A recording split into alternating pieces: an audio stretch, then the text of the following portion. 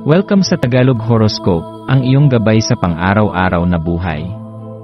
Hatid namin ang pinakadetalyadong horoscope na magsisilbing gabay mo sa pera, trabaho, pag-ibig, kalusugan, at swerte. Naway magtagumpay sa buhay ang lahat ng ating tagapakinig at subscribers sa buong mundo. Maraming salamat sa pag-subscribe at tanggapin ang siksik, liglig, at umaapaw na biyayang hatid ng Tagalog Horoscope. Ito ang iyong pang-araw-araw na horoscope para sa Scorpio para sa Marso 24, 2025. Sa araw na ito, maaaring maramdaman mong tila hinahatak ka ng iyong likas na pagiging misteryoso sa mas tahimik at pribadong bahagi ng iyong isipan. Bilang isang Scorpio, likas na sa iyo ang pagiging mapanatag sa iyong mga lihim at personal na mundo. May mga bagay na mas pinipili mong sarilinin, hindi dahil sa kawalan ng tiwala kundi dahil ito ay bahagi ng iyong pagkatao. Gayunpaman, habang ikaw ay patuloy na naglalakbay sa araw na ito, subukan mong hamunin ang iyong sarili na maging mas bukas at handang makipag-ugnayan sa iba. Ang pagbubukas ng iyong sarili ay hindi nangangahulugan ng pagsisiwalat ng lahat ng iyong nararamdaman o iniisip. Sa halip, ito ay tungkol sa pagiging bukas sa mga koneksyon na maaaring magbigay ng positibong epekto sa iyong buhay. Kung may mga tao sa iyong paligid na nagtatanong o nagpapahayag ng interes na makilala ka ng mas malalim, ito ay maaaring magandang pagkakataon upang mas palalimin ang inyong samahan. Ang simpleng pagngiti, pagbati, o pagbabahagi ng isang kwento ay maaaring maging daan upang magbigay ng inspirasyon at liwanag sa buhay ng iba. Sa pagbibigay mo ng kahit kaunting bahagi ng iyong sarili sa mundo, maaari mong matuklasan na ang mga taong nakapaligid sa iyo ay handang magbigay ng suporta, pagmamahal, at pag-unawa na maaaring magpalakas sa iyong kalooban. Habang pinagninilayan mo ang mga bagay na ito, mahalagang tandaan na ang pagiging bukas ay hindi nangangahulugan ng pagiging mahina. Sa halip, ito ay tanda ng iyong lakas at kumpiyansa na kaya mong harapin ang mundo ng may katatagan at tiwala sa iyong sarili. Ang pagpapakita ng iyong tunay na emosyon ay maaaring magbigay ng inspirasyon sa iba na maging tapat din sa kanilang nararamdaman.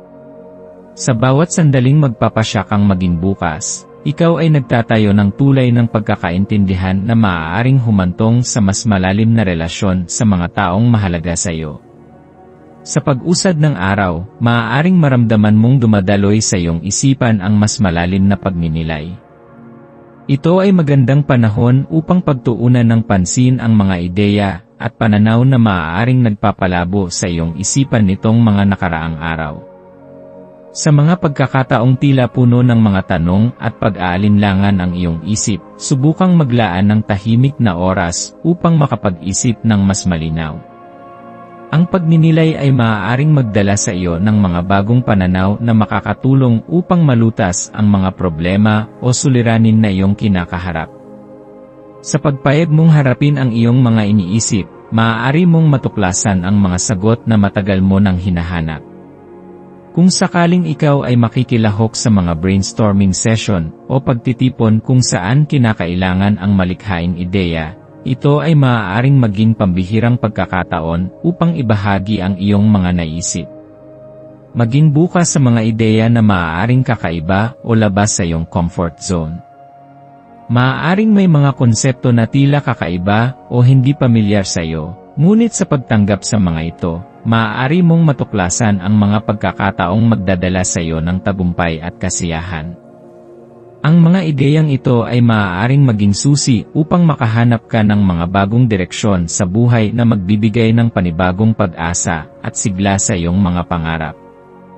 Ang araw na ito ay nagbibigay sa iyo ng pagkakataon upang palayain ang iyong sarili mula sa mga lumang gawi o paniniwalang humahadlang sa iyong pag-unlad. Subukan mong maging bukas sa mga pagbabago, kahit na ito ay nangangahulugan ng paglabas sa iyong nakasanayang paraan ng pamumuhay. Ang pagtanggap sa mga bagong karanasan ay maaaring maging simula ng isang mas makulay at mas positibong hinaharap. Sa pagharap mo sa araw na ito, pakinggan mo ang iyong emosyon.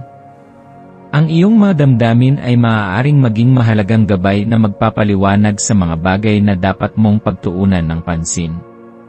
Kung makaramdam ka ng tuwa sa piling ng isang tao, maaaring ito ay senyales na siya ay may mahalagang papel sa iyong buhay. Kung ikaw naman ay makaramdam ng pag-aalinlangan o kaba sa isang sitwasyon, ito ay maaaring paalala na kailangan mong maging maingat sa iyong mga hakbang. Sa pamamagitan ng pag-unawa sa iyong damdamin, mas madali mong magagabayan ang iyong sarili patungo sa mga desisyong magdadala ng kapayapaan at tagumpay sa iyong buhay.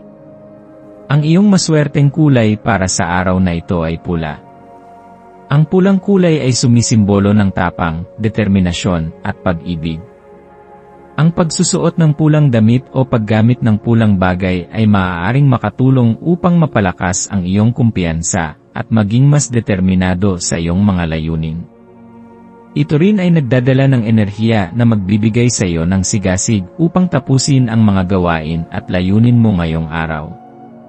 Ang iyong maswerteng numero para sa araw na ito ay 7, 11, at 25. Ang 7 ay sumisimbolo ng espiritual na kaliwanagan at mas malalim na pag-unawa sa mga bagay-bagay. Ang 11 ay tanda ng inspirasyon at malikhaing pag-isip, habang ang 25 ay nagdadala ng mensahe ng pagbabago at pag-usbong ng mga bagong oportunidad.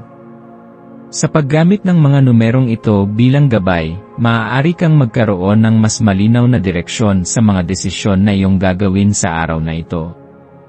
Ang isang maswerteng gawain para sa araw na ito ay ang pagbibigay ng oras para sa iyong sarili. Maaaring ito ay sa pamamagitan ng pagninilay, pagbabasa ng aklat na nagbibigay ng inspirasyon, o paglalakad sa isang tahimik na lugar upang makapag-isip ng malalim. Ang mga simpleng gawain na nagbibigay sa iyo ng kapayapaan ay maaaring magdala ng malaking pagbabago sa iyong pananaw sa buhay. Sa paglaan ng oras para sa iyong sarili, mas magiging handa ka upang harapin ang mga pagsubok at tagumpay na darating sa iyong landas. Panghuli, tandaan na bawat araw ay isang bagong pagkakataon upang magbago, matuto, at lumago. Ano man ang iyong kahaharapin sa araw na ito, yakapin mo ito ng may positibong pananaw at kumpiyansa na makakaya mong malampasan ang anumang pagsubok. Ang mga desisyong gagawin mo ngayon ay maaaring magdala ng positibong epekto sa iyong kinabukasan, kaya't gawin ang lahat ng may pag-asa at pananalig sa iyong sarili.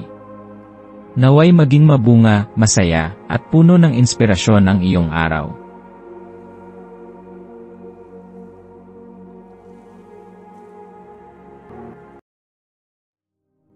Tayo ay magkaroon ng kaunting sandali upang ipagdasal ang lahat ng mga dalangin ng ating mga subscribers, na sana'y matamo nila ang kanilang mga pinapangarap sa buhay, magandang trabaho, mabuting kalusugan, payapa at masayang pamumuhay, at siksik, liglig, at umaapaw na biyaya at kayamanan. Ipinagdarasal namin ng mataimtim ang lahat ng mga komento sa nakaraang video, at hinihiling namin, Panginoon, na pagpalain mo ang ating mga subscribers ng masayang buhay sa mundong ibabaw. Maraming salamat po. Maaari kayong mag-subscribe sa aming channel na Daily Prayer, kung saan nag-a-upload kami ng pang-araw-araw na Catholic Gospel Readings, Reflections, at Daily Rosary Reading para sa lahat ng misteryo ng araw. Tulungan ninyo kaming buuin ang community na ito at mag-subscribe na. Ang link ay nasa description box. Maraming salamat sa panonood ng iyong horoscope ngayon araw. Naway gabayan ka ng mga bituin sa iyong landas. Huwag kalimutang mag-like, share, at subscribe para sa iba pang cosmic na kaalaman. Hanggang sa muli, manatiling konektado sa universo,